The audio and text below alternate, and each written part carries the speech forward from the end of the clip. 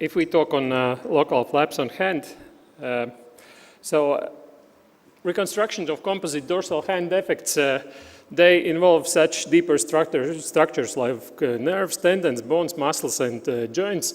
And of course, the first thing what we do, we make good debridement, stabilize bone, and skin coverage.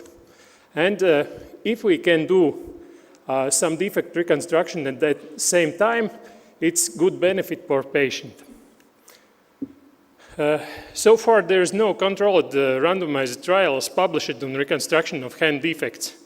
There was good review made by Finnish doctors. So mostly all of us still rely on our teachers, on our own experience, and some old algorithms. And as we know, reconstructive leather nowadays are changing to reconstructive lift, and many propose that you should go straight to free flap. But if you need microsurgery, so you need trained team, you need sufficient magnification, you need microsurgery instruments, and you need fine suture material. If you don't have any of them, you fail.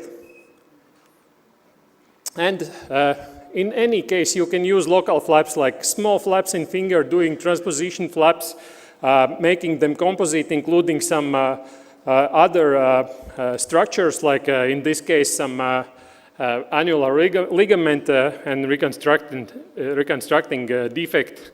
But if you go to larger defects, so that means you need larger skin, you sometimes need some more tissues, and there is still a lot of places where to take this from hand.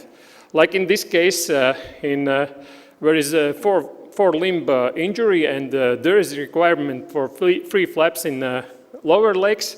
So you can use local or regional flaps, make them composite to make one operation reconstruction. Like there is first dorsal metacarpal artery flap together with tendon. So if you see, after 2 years, those patients have very good cosmetic results because you replace skin like with the same skin.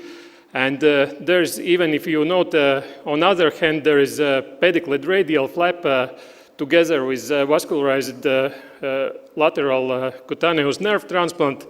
It's still looking quite okay and having very good function.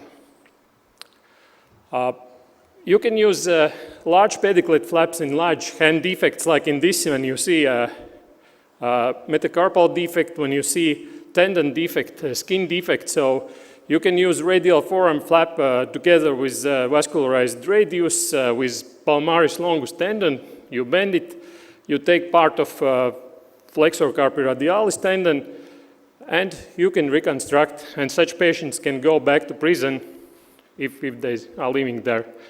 And you have quite stable fixation, and there is no big defect in radius.